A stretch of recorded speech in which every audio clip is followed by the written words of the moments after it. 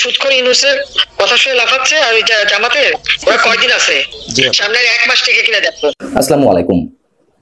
শেখ হাসিনা এখন 1 মাসের কাউন্টডাউন করছেন। 1 মাসের মধ্যে বর্তমান অন্তর্বর্তীকালীন সরকারের বিরুদ্ধে জনরোষের সৃষ্টি হবে, জনগণ ফুঁসে উঠবে, সরকার ব্যর্থ হবে, সরকারের পতন ঘটবে, তারপর হয়তো শেখ হাসিনা নিজেও ফিরে আসবেন দেশে। এরকম কিছু ইঙ্গিত পাওয়া গেছে সাবেক প্রধানমন্ত্রী শেখ হাসিনার একটি কথোপকথনের মাধ্যমে। যদি আওয়ামী লীগকে অপবাদ দিয়ে মিথ্যা মামলা দিছে, তাহলে আজকেও যদি মিথ্যা মামলা দাও, আওয়ামী লীগের দোষটা কোথায় আমাকে বলুন?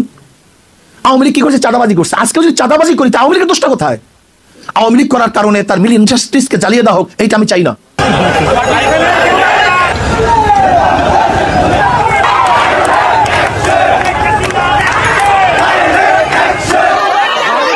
স্বাধীনতা যদি এইখানে নিশ্চিত হয়, এই সমতলে নিশ্চিত হয়, তাহলে ক্যাম্পাসে লাশ কেন?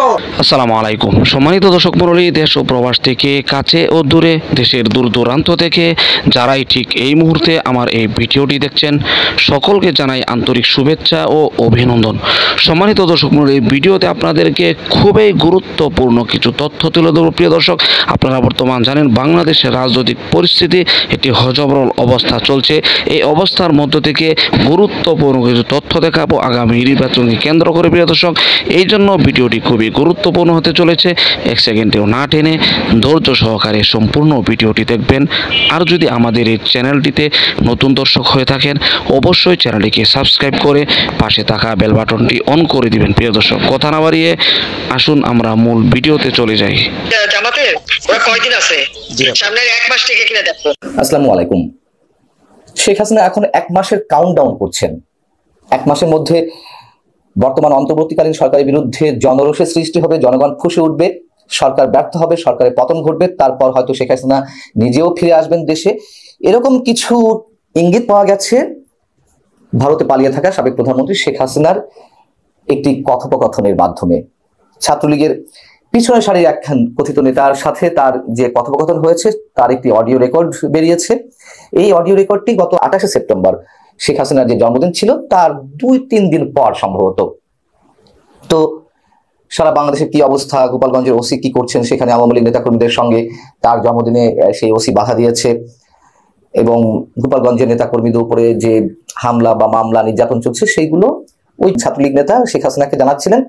শেখ হাসিনা তার প্রত্যুত্তরে বলছেন যে 1 মাস সহ্য করো, 1 মাসের মধ্যে দেখবা দেশে অবস্থা কি হয়। এবং সেইটির সঙ্গে জয়ের যে সাক্ষাৎকার টাইম ম্যাগাজিনের সঙ্গে, তার কিছু ধারণা আমরা পেতে পারি দুটি একসঙ্গে সমন্বয় করলে। একটা চরম ষড়যন্ত্র চলছে, এটা আমরা সবাই জানি। নানান দিক থেকে এই ষড়যন্ত্রের মাত্রাগুলো উত্তরোত্তর বৃদ্ধি পাচ্ছে। সজীব অজিত জয় টাইম ম্যাগাজিনে বলেছেন যে তারা আওয়ামী লীগ 1.5 থেকে 2 বছরের মধ্যে নির্বাচন দেখতে চায়। তো একদিকে শেখ হাসিনা 1 মাসের কাউন্টডাউন করছেন, আর সজীব অজিত জয় বর্তমান সরকারের অধীনে 1 থেকে 1.5 বছরের মধ্যে নির্বাচন চাচ্ছে, যদিও বর্তমান সরকারকে তারা অবৈধ বলছে। যাই হোক, এখন মনে হতে পারে তাহলে সমন্বয়টা কি, মানে এর ভিতরে যোগসূত্রটা কি? সজীব অজিত জয় যে সাক্ষাৎকার দিয়েছেন টাইম ম্যাগাজিনে সেটি ফর্মাল একটি সাক্ষাৎকার, আর শেখ হাসিনা যে কথাগুলো বলেছেন সেগুলো তো ইনফর্মাল, ব্যক্তি পর্যায়ে তিনি কথাগুলো বলছেন এবং তার মধ্যে দিয়ে সম্ভবত ষড়যন্ত্রের বিষয়টি বোঝা যায়। শেখ হাসিনা বাংলাদেশে প্রত্যাবর্তন করবেন কিনা সেই বিষয়ে সজীব অজিত জয় বলেছেন তার মা এখনো সিদ্ধান্ত নেননি।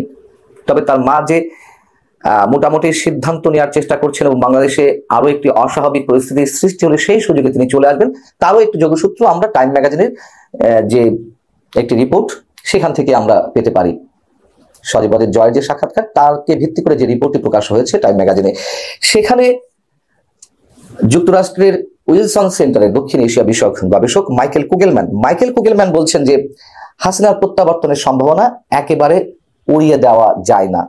তিনি দক্ষিণ এশিয়ার পরিবারতান্ত্রিক যে রাজনীতি সেদিকে ইঙ্গিত করে বলেন যে, তিনি বলছেন দেখবেন পরিবারতান্ত্রিক রাজনৈতিক দলগুলোকে দেউলিয়া মনে হলেও এই দলগুলোকে একেবারে বাতিলের খাতায় ফেলতে পারবেন না কেউ। এবং একটি পক্ষ বলছেন যে সংস্কারের দাবি উঠেছে বিভিন্ন পর্যায় থেকে, সংস্কার কার্যক্রমগুলো যদি ঠিক মতো না হয় এবং ঠিক মতো নির্বাচনের রোডম্যাপটি ঘোষণা না হয়, তাহলে এক ধরনের স্থবিরতা নেমে আসবে, একটা গুমট পরিবেশে তৈরি হবে, সেখান থেকে চরম একটি অস্থির পরিবেশ তৈরি হওয়ার সম্ভাবনা আছে এবং সেই অস্থিরতার মধ্য দিয়ে শেখ হাসিনার যে ফিরবেন না, দেশে প্রত্যাবর্তন করতে পারবেন না, এই বিষয়টিকে একেবারে উড়িয়ে দেওয়া যায় না। তার মানে সেই সম্ভাবনা রয়েছে। এবং অন্যরাও বলছেন যে বাংলাদেশের রাজনীতিতে হাসিনা বা তার গুরুত্বপূর্ণ ভূমিকা রাখার এই মুহূর্তে কোনো সুযোগ নেই।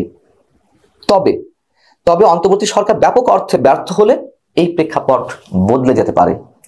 এবং আমার ব্যক্তিগত ধারণা, যদি এই প্রেক্ষাপট বদলেও যায়, যদি একটা অস্থিতিশীল পরিবেশের সৃষ্টি হয়, তারপরেও যে শেখ হাসিনা যদি ফিরে আসেনও, সেইখান থেকে যে আওয়ামী লীগের সরকার গঠনের সম্ভাবনা বা ক্ষমতায় বসার যে বাসনা সেটি পূরণ হবে, এটুকু নিশ্চিত করে বলা যায় না। মোটামুটি আমি বলতে পারি যে সেই আশা অন্তত হবে না। শেখ হাসিনা দেশে আসবেন কিনা, তিনি বিচারের মুখোমুখি হবেন কিনা, সেটি নিয়েও সন্দেহ থাকলেও ক্ষমতায় আপাতত আওয়ামী লীগ আসছে না, এটুকু মোটামুটি নিশ্চিত করে বলা যেতে পারে।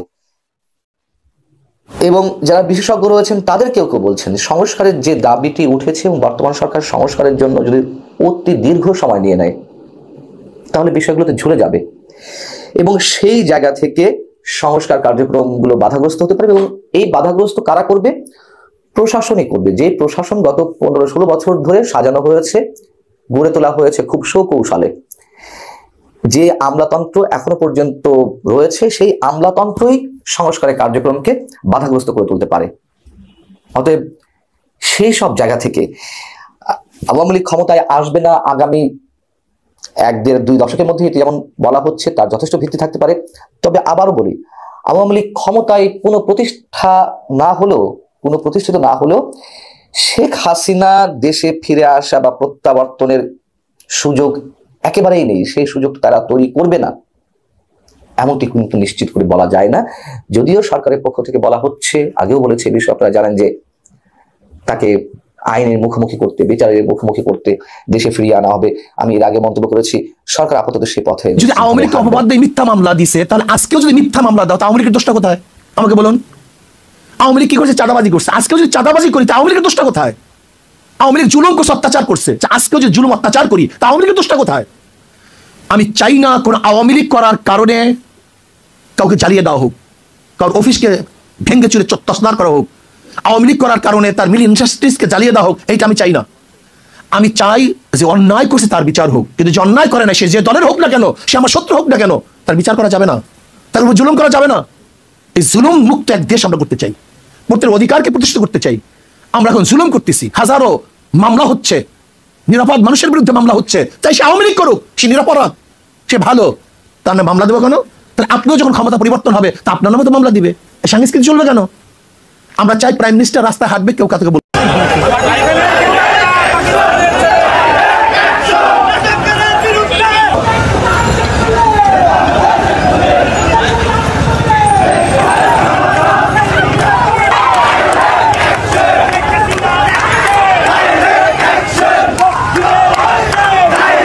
সংগ্রামী বন্ধুগণ, বলা হচ্ছে যে আমাদের দ্বিতীয় স্বাধীনতা নাকি নিশ্চিত হয়েছে 71-এর পরে।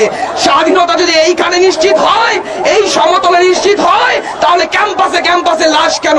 যারা বৈষম্য বিরোধী কথা বলে মুখে ক্যাম্পাসে ক্যাম্পাসে লাশ ফেলছে, ক্যাম্পাসে ক্যাম্পাসে থ্রেট দিয়ে বেড়াচ্ছে, যারা জনগণের ম্যান্ডেট নিয়ে, বাংলাদেশের মানুষের সমর্থন নিয়ে যারা গিয়ে উপদেষ্টা হয়েছেন, মন্ত্রী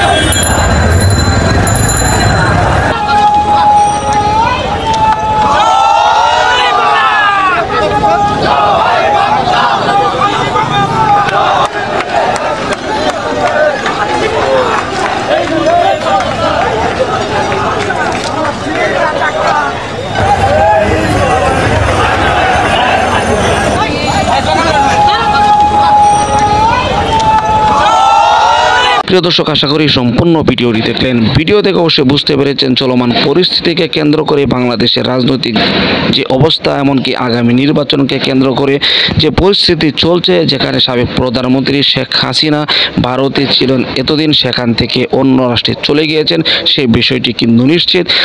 এমনকি ইতিমধ্যে নতুন করে আবারও সে যে কোনো সময় বাংলাদেশে আসতে পারে। বর্তমান যারা দায়িত্বশীল রয়েছেন, বাংলাদেশের উপদেষ্টা, তারা 1 মাসও টিকবে না এমন কথা কিন্তু নতুন করে আবারও বলেছেন শেখ হাসিনা। বাংলাদেশে থাকা রাজনৈতিক দল যারা আওয়ামী লীগ করে সেই নেতাদের সাথে ফোনে এমন কথা বলেছেন সাবেক প্রধানমন্ত্রী শেখ হাসিনা। কিন্তু এই শেখ হাসিনাকে বাংলাদেশে আসার জন্য এমনকি আবারও ক্ষমতায় বসানোর জন্য আপ্রাণ চেষ্টা চালিয়ে যাচ্ছে ভারতের সরকার নরেন্দ্র মোদী। এই বিষয়টি কিন্তু আপনারা জানেন। প্রিয় দর্শক, সব কিছু মিলে অবশ্যই ভিডিওটি দেখেছেন। এই ভিডিও সম্পর্কে আপনার স্থান থেকে আপনার মূল্যবান মতামতগুলো অবশ্যই কমেন্ট বক্সে জানিয়ে দিবেন, এমনকি এই ভিডিওটি শেয়ার করে সকলের মাঝে ছড়িয়ে দিবেন। প্রিয় দর্শক, আজকের মতো এখানে শেষ করছি। ভালো থাকুন, সুস্থ থাকুন, আবারও দেখা হচ্ছে পরবর্তী ভিডিওতে।